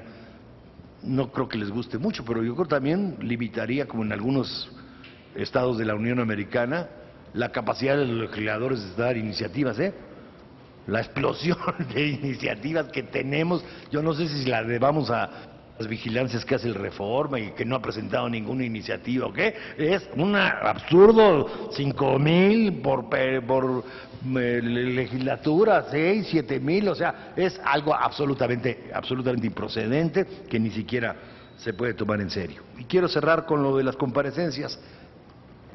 Está demostrado que ante el Pleno, si hay mayoría, son un show para que se luzca el secretario o se luzca el presidente. Y si no hay mayoría del partido del presidente, todos son un show para el vituperio. Ante el Pleno no sirven absolutamente para nada. Les recomiendo leer un párrafo de la ley de circulación convocatoria que emitieron Juárez y Lerdo en 1867, en donde precisamente dicen: señores, no sirve para nada que vayan los secretarios ante el Pleno. En un sistema presidencial se trabaja ante comisiones, no ante el Pleno. Muchas gracias. Gracias, Ignacio. Finalmente, el doctor Valdés. Bueno, muy rápidamente, creo que un elemento de razonabilidad para este debate es situarse en lo que a mí me parece es el problema fundamental. cómo pasar de un sistema de un solo ganador a un sistema de muchos perdedores. Se pasó así de una situación donde había un partido hegemónico y empezaron a crecer los faldones del sistema, donde cada vez había más perdedores externos al sistema, hasta que esto cambia. Y cambia en la manera como lo estamos viendo hoy, en el que todavía hay elementos del sistema, particularmente en el ejercicio del poder, en donde un ganador minoritario hace que la suma total de los perdedores sea mayor a la que obtuvo en las urnas, por lo que respecta al Poder Ejecutivo.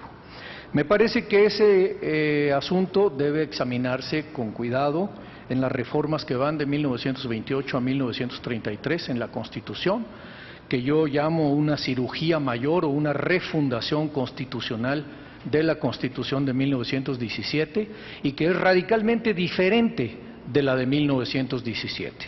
Ahí están las bases del partido hegemónico y esas bases no han sido modificadas, ni en el federalismo, ni en el municipio, ni aún todavía de manera suficiente en las relaciones entre los poderes del Estado, aunque el Poder Judicial, creo yo, que ha sido el que más se anticipó en su propia reforma en este desarrollo.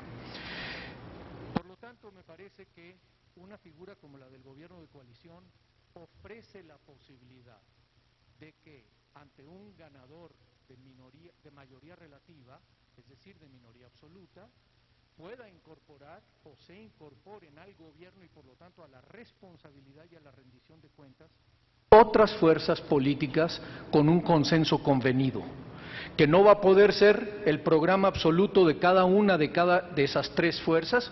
Participo de la idea de que estamos en un pluralismo fundamentalmente de tres grandes fuerzas políticas, pero que pueden hacer perfectamente gobernable este país haciendo esa fórmula de gobiernos de coalición con jefe de gabinete y ratificación, siempre y cuando, y ahí estoy totalmente de acuerdo con lo señalado por Marván, que existan mecanismos que eviten el chantaje, es decir, que existan guillotinas y términos perentorios en la legislación que obliguen a la ratificación o no, es decir, que no se pase en el sexenio o lo que dure, que por cierto hay sexenios aquí por la reforma del 33, porque antes eran cuatrienios, no había sexenios, los sexenios empiezan con la reforma de 1933, lo mismo los trienios en la Cámara de Diputados y después vienen los sexenios en la de senadores, cambiando todo el sistema de composición de las cámaras.